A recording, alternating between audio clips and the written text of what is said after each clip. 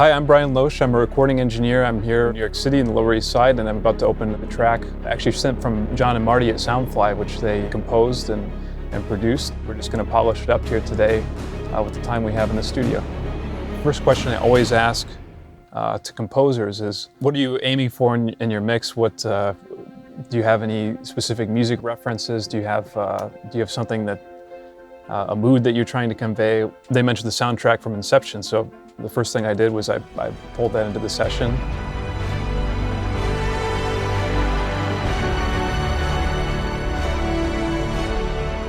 Here you have all the same tracks. Your percussion going from low to high, kick drum, which is an enormous part of the piece and an enormous sounding drum, with timpani, of cymbals, the low synths, high synths, which are also very important, and strings. Generally I put them all in one bus, but because of the amount of impact it has to have, I split low and high to be able to compress them a little differently depending on what needs to pop out at a particular time.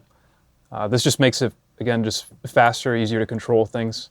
Once this is all kind of makes sense to me and I've looked at the tracks, I know everything's here, I'll import a template, which is pretty crucial to working fast. It makes it easier to print stems, it makes it easier to mix from sections rather than grabbing single faders.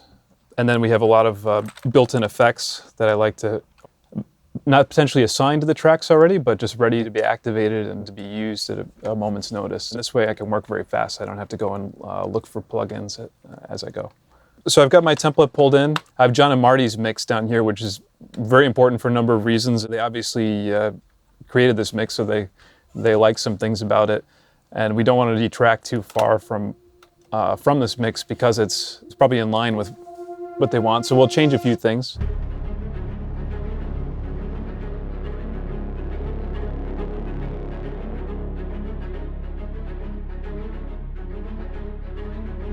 So obviously this low synth is really big here at the beginning. It's helping everything build. Bass drum's not so big yet.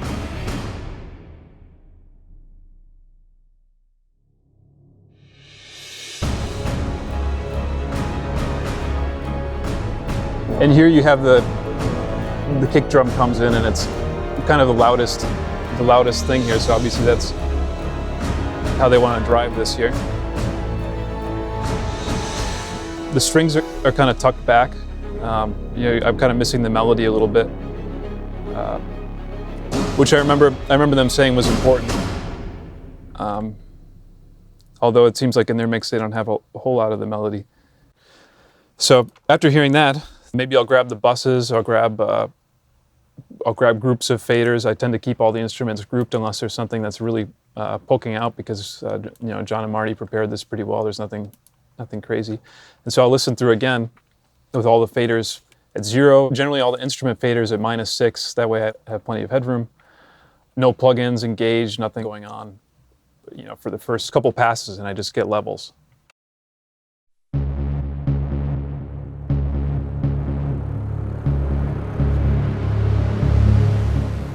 So one thing I want to mention before mixing is I don't like to spend too much time getting levels, and you don't want to get lost in the weeds before you've ever made a rough balance of everything. So if you've got a 4-hour mix, maybe you do a majority of the work in the first hour, and then the last 3 hours you're just fine-tuning things, maybe dialing in a compressor, reverb, spatial plugins. So that's how I tend to think of it, and I like to kind of give myself that limit, because otherwise you might find yourself wasting time on things that aren't truly important. I tend to do 1 or 2 passes, get rough levels, and I might even mix on the buses. So one of the reasons that I group every set of instruments here is so I can mix faster. For example, these first 3 kick drums are all linked. I have a balance that I like. If they need to come up overall, I can just bring them up like this. Sometimes the whole string section is poking out, and rather than trying to find out exactly which instrument is poking out, maybe the first pass, when I automate, I'll grab the whole thing and duck it for a moment and bring it back up. Also, one thing to be very careful of when you are mixing like this, especially if you're doing this quickly, is you want to make sure when you feature an element and you bring them up 6 dB, just make sure that you're bringing them back down 6 dB. You're not offsetting your balances. Then you tend to compete with your instruments and everything just gets louder and louder. until you have no more headroom and you wonder where the mix has gone. Remember, cutting is probably what you should be doing a majority of the time, rather than just boosting elements. I mean, it's very basic, but you'd be amazed how often we all forget. I've done a few passes here of the piece, no automation yet, but I've kind of set general levels.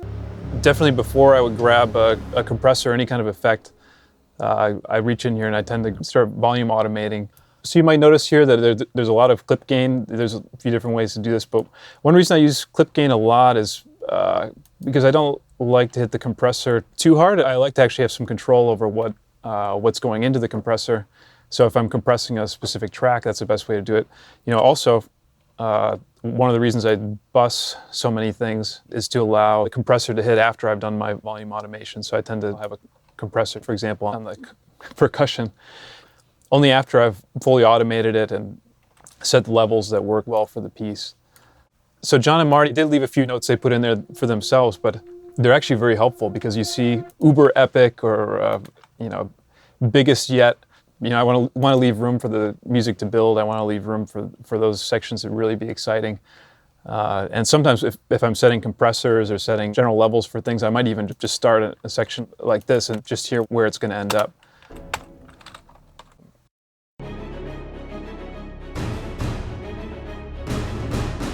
Because that kick is so prominent, we want to make sure we really keep it fat and out front.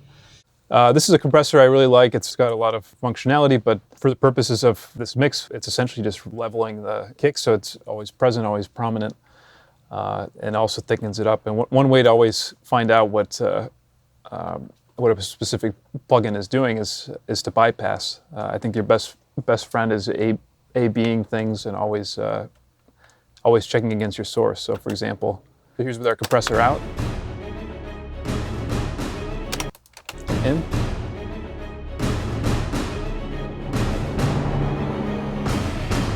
Again.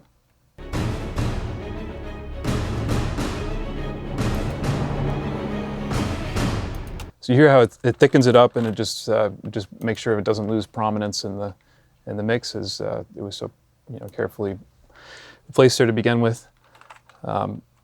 So that's one basic thing I might do just to get going.